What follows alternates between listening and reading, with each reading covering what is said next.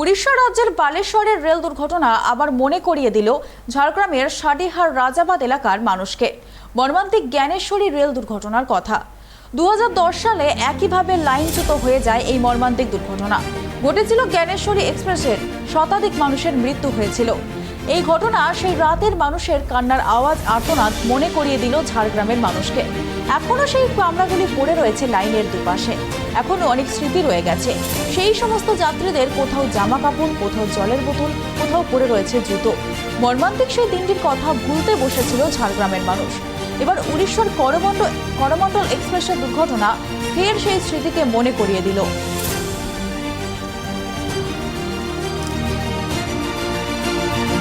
চার দিয়ে তো বগিগুলো পড়ে গেছিল ইঞ্জিনের সঙ্গে। কত লোক মারা গেছিল কোনো হিসাব নেই, কোনো আমরা দেখতে পাইনি। এই যে করমণ্ডল এক্সপ্রেস উড়িষ্যাতে আবার ঘটনা ঘটেছে, তো জ্ঞানেশ্বরী কি মনে করে দিচ্ছে আপনাদেরকে? আচ্ছা, সেদিনকার কথাটা কি মনে করাচ্ছে আবার জ্ঞানেশ্বরী? হ্যাঁ, আমার মনে হচ্ছে তো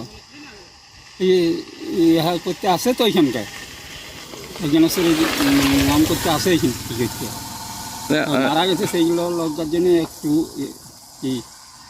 আসে। আপনারা কি এখনো আতঙ্কের মধ্যে, আতঙ্ক লাগে এখনো সেই দিনটার কথা মনে পড়লে? হ্যাঁ হ্যাঁ, আতঙ্ক তো লাগবে। সেদিনকে রাতে কিরকম কি শুনেছিলেন? হ্যাঁ, সেদিনকে রাতে কি শুনেছিলেন? রাতে কোনো শুনতে পাইনি বাবু। কখন শুনেছেন? যে আমরা দেখছি যে পুলিশ যখন যাচ্ছে তখন আমরা বুঝতে পারছি, ঘুমাই গেছিলি তো। গিয়ে দেখলে কি? হ্যাঁ, গিয়ে কি দেখলে? ওই বগি টানাটানি করছে, মানুষ চিৎকার করছে, এইসব যে ঘটনা, সেই ঘটনা কি আপনাদের যেদিন জ্ঞানেশ্বরী ঘটনা রাত্রের বেলা হয় তখন একটা বিরাট বজ্র আকারে আওয়াজ হয়েছিল। তো আমরা প্রথমে কোনো কিছু বুঝতে পারিনি। তারপরে লোকের চিৎকার হলো, তারপরে আমরা শুনতে পেলাম যে এখানে একটা ট্রেন দুর্ঘটনা হয়ে গেছে।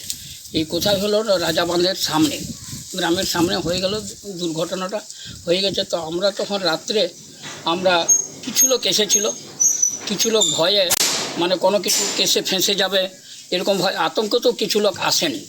আবার কিছু লোক মানে বলছে যা হয় হবে, প্রাণ চলে যাচ্ছে আর আমরা এইখানে বসে থাকবো, আমরা চলে যাব। কিছু লোক চলে এলো, যে যারা উদ্ধার সাহসিকতা এতে অনেক উদ্ধার কার্য করলো এবং উদ্ধার কার্য অনেকটা, কিছু লোক যারা মানে মৃত অবস্থায়ও ছিল তারাও কিছুটা মানে বেঁচে গেল, কেননা তারাকে তো উদ্ধার করলো, নাহলে ওইখানে জ্ঞানেশ্বরীর ভিতরে যদি থেকে যেত তারা মারা যেত। সেই যারা করলো তারা মানে কিছুটা সাহসিকতার জন্য তারা কিছুটা প্রাণ পেয়েছে। এবং এটা আমরা যেহেতু আমরা অনেকটা ভয়ঙ্কর, এখনও ওইখানকে গেলে আমাদের এখনও আতঙ্কটা একটু ভয়টা লাগে, মানে কেননা ওইখানে অনেকগুলা জীবিত তো মানুষ মারা গেছে। সেই জন্য মানে এখন একটু সন্ধ্যাবেলা তো ভয় লাগেই ওইদিকে গেলে। এই যে সেই হিসাবে বালেশ্বরে তো আমরা শুনলাম, বালেশ্বরে যে এখানে তো দুটো হলো, ওইখানে তিনটে হয়ে গেল।